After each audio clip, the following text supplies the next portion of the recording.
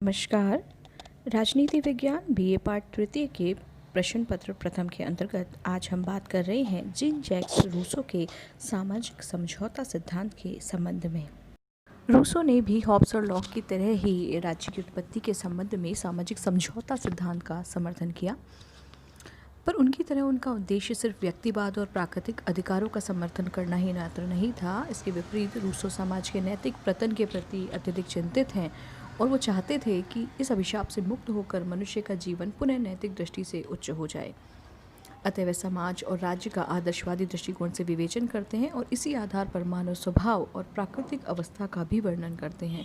Rousseau ने अपनी पुस्तक द सोशल कॉन्ट्रैक्ट में अपने सामाजिक समझौते सिद्धांत का विस्तार से प्रतिपादन किया। हम इनके सामाजिक समझौता सिद्धांत को विभिन्न बिंदुओं के माध्यम से समझेंगे, जैसे मानव स्वभाव, प्राकृतिक अवस्था, समझौते के क्या कारण रहे, समझौते का स्वरूप और राज्य का स्वरूप कैसा था, समझौते की विशेषताएं क्या थी, आलोचकों द्वारा सामाजिक समझौता सिद्धांत की रूसो के क्या क्या आलोचनाएं की गई और सामाजिक समझौता सिद्धांत की क्या क्या उपयोगिता या उसका क्या महत्व है। रूसो की रचनाओं में मनुष्य का चित्रण एक ऐसे तनावग्रस्त व्यक्ति के रूप में है जिसका तनाव रहित अतीत एक तनाव मुक्त भविष्य का निर्माण करने की प्रेरणा देते हैं। इस तनावग्रस्त व्यक्ति की दो वृत्तियां हैं, स्वार्थ और परमार्थ, जो आपसी कश्मकश में रहती हैं। इस तनाव से चेतना का जन्म होता है और रूसो के अनुसार चेतना ऐसी नेत्रहीन इच्छा है जो शुभ कर्म करना तो चाहती है परंतु यह नहीं जानती कि शुभ कर्म है क्या। इसलिए मनुष्य की आत्मसिद्धि के लिए रूसो विवेक का सहारा लेते हैं। विवेक ही अच्छाई और बुराई में अंतर स्पष्ट करता है। मानव स्वभाव के संबंध में रूसो की धारणा हॉब्स और लॉक दोनों से ही भिन्न है। हॉब्स मानव स्वभाव को क्रूर, हिंसक, कपटी मानते हैं, लेकिन रूसो का कथन है कि यदि मानव स्वभाव ऐसा क्रूर और हिंसक होता तो मानव जाति 2 पीढ़ियों से अधिक ज़्यादा नहीं चल सकती थी। दूसरी ओर लॉक ने मानव स्वभाव को नैतिक माना है, लेकिन रूसो का मानना है कि प्राकृतिक अवस्था के व्यक्तियों का जीवन बुद्धि द्वारा चालित न होकर भावनाओं के द्वारा चालित होता था और ये भावनाएं मुख्यतः 2 प्रकार की थी, आत्मरक्षा, सुख की प्रवृत्ति और दूसरा दया। अपनी इसी धारणा के आधार पर रूसो मानते हैं कि आदिम मनुष्य का स्वभाव लगभग पशुतुल्य, निष्पाप और स्वाभाविक रूप से निर्दोष था। वह नैतिकता के विचारों से रहित था और सहज भावना से काम करने वाला बुद्धिहीन प्राणी था। उन्हीं के शब्दों में वह आदर्श बर्बर था। रूसो के अनुसार प्राकृतिक अवस्था में मनुष्य प्रकृति की गोद में रहता था। उसका जीवन पशुओं जैसा एकाकी था। वह अपना जीवन वनों में विचरण करके बताता था। उसकी ना कोई घर था और न कोई संपत्ति थी।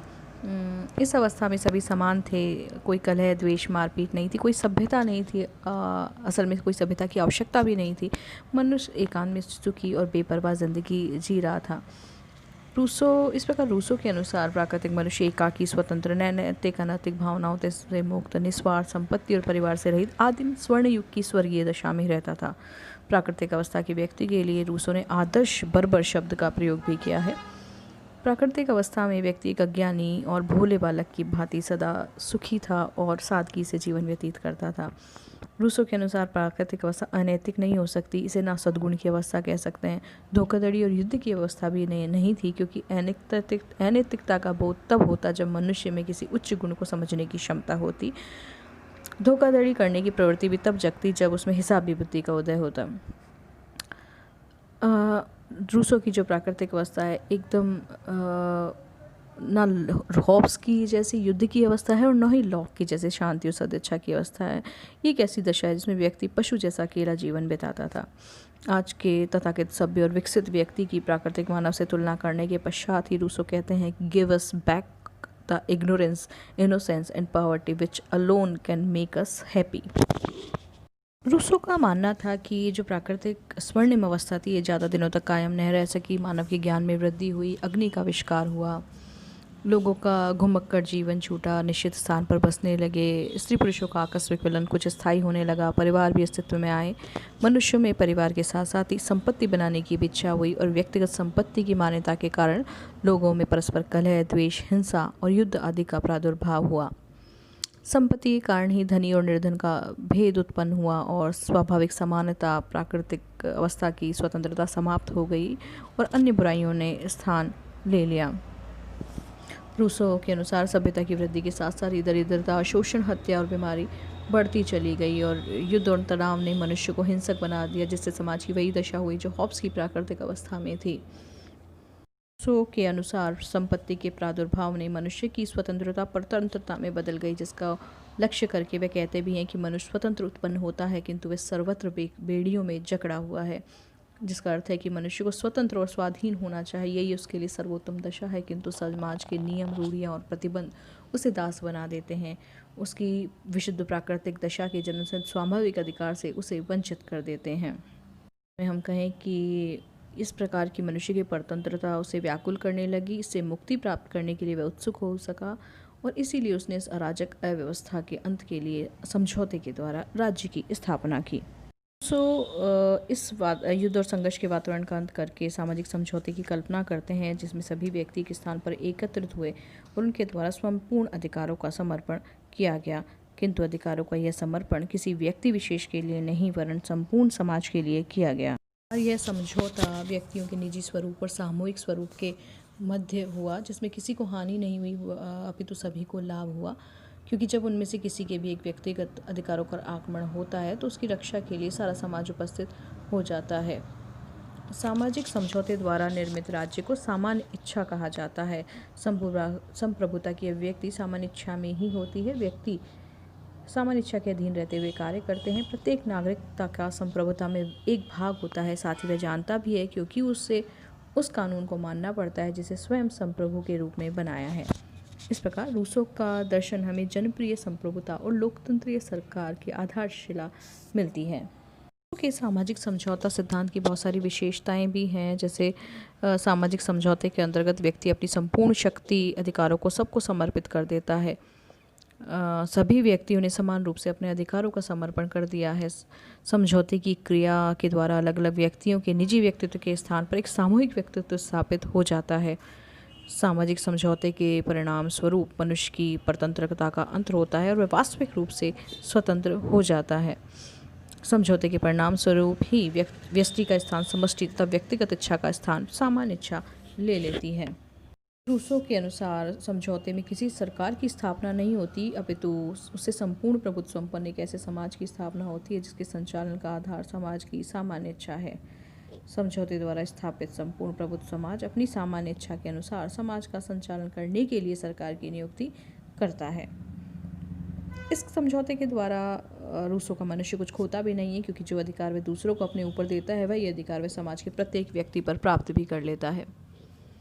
इस प्रकार समझौते से उत्पन्न राज्य एक सावयव राज्य है। प्रत्येक व्यक्ति राज्य का अविभाज्य अंग होने के कारण राज्य से किसी भी प्रकार से अलग भी नहीं हो सकता। क्योंकि सामाजिक समझौता सिद्धांत की विभिन्न विद्वानों जैसे बेंथम, पोलक, वाहक और बर्क आदि ने विभिन्न आलोचनाएं भी की हैं। जैसे कुछ का मानना है कि रूसो ने जो प्राकृतिक अवस्था को प्रस्तुत किया वह बिल्कुल काल्पनिक है, ऐसा कभी हुआ ही नहीं है, इसका कोई तथ्य नहीं है। कुछ लोग रूसो का मानव स्वभाव की धारणा गलत बताते हैं। उनका मत है कि मौलिक रूप से मनुष्य अच्छा और गुणी है। वास्तव में ऐसा नहीं है। मनुष्य अच्छाई और बुराई का सम्मिश्रण है। कुछ का कहना है कि रूसो के धारणा में विरोधाभास है। रूसो के अनुसार ये समझौता व्यक्ति और समाज में होता है। दूसरे रूसो ये बताते हैं कि समाज समझौते का परिणाम है। ये एक विरोधाभास है जो समझौते की धारणा को असंगत बताते हैं। कुछ आलोचक कहते हैं कि रूसो सामाजिक प्रगति के सिद्धांत का विरोध करते हैं। उनकी मान्यता है जैसे समाज प्राकृतिक जीवन से दूर हुआ वैसे उसका पतन हुआ। यह बात तथ्यपूर्ण नहीं है। मानव जीवन का आज तक का इतिहास उसकी प्रगति का इतिहास ही है। कुछ लोगों का मानना है कि राज्य कभी भी समझौते का परिणाम नहीं है, राज्य तो विकास का परिणाम रहा है। कुछ आलोचक रूस को मानते हैं कि रूसो के अनुसार समझौते के द्वारा व्यक्ति अपनी संपूर्ण स्वतंत्रता और अधिकार समाज को समर्पित कर देते हैं, अतः उसकी स्थिति स्वतंत्रता और अधिकार विहीन हो जाती है। इस प्रकार से रूसो कहीं ना कहीं सामान्य इच्छा की निरंकुशता को बढ़ावा दे देते हैं। ये आलोचना रूसो की ये है कि माना जाता है कि रूसो का राज्य शीश कटाल लेव्याथन है। रूसो राज्य और समाज में किसी भी प्रकार का अंतर नहीं करते। फलतः रूसो का राज्य एक सर्वाधिकारी राज्य बन जाता है, जिसे आलोचकों ने शीश विहीन लेव्याथन कहा है। ऐसा इसलिए कहा गया कि हॉब्स के लेव्याथन की तरह वह सामान्य इच्छा से निर्दिष्ट होने के कारण निरंकुश नहीं है, लेकिन सामान्य इच्छा क्या है इसका निर्धारण करने का एकाधिकार उसके हाथ में ही केंद्रित है। अतः व्यवहारिक रूप से वह निरंकुश हो जाता है। इस तरह वह सामान्य इच्छा से पूर्ण जनतांत्रिक है। निर्देशित होते हुए भी वह निरंकुशता का उपयोग करने की स्थिति में आ जाता है, इसलिए वह शीर्षकठा लेवियाथन है। रूसो के सिद्धांत की हालांकि विभिन्न विद्वानों द्वारा आलोचना की गई, इसे काल्पनिक कहा गया, निरंकुश कहा गया, परंतु इसका महत्व अवश्य है। इस सिद्धांत के द्वारा ही रूसो ने दैवीय अधिकार के सिद्धांत पर बिल्कुल प्रहार किया, और इस सिद्धांत ने ही राज्य को मानवीय संस्था बनाकर निरंकुश शासन का विरोध किया। इस सिद्धांत का सबसे बड़ी बात और सबसे बड़ा महत्व इस बात में है कि इसने राज्य और शासन का आधार जन सहमति को बताया, और इसने लोकप्रिय संप्रभुता की धारणा को सुदृढ़ बनाया, क्योंकि सामान्य इच्छा कहीं ना कहीं सभी जनता की इच्छा है, जो सभी जनता की संप्रभुता पर आधारित है। प्रकार रूसो का सामाजिक समझौता सिद्धांत हॉब्स और लॉक से भिन्न एक ऐसे राज्य की कल्पना करता है जो जनतांत्रिक होगा, जो सामान्य इच्छा पर आधारित होगा। धन्यवाद।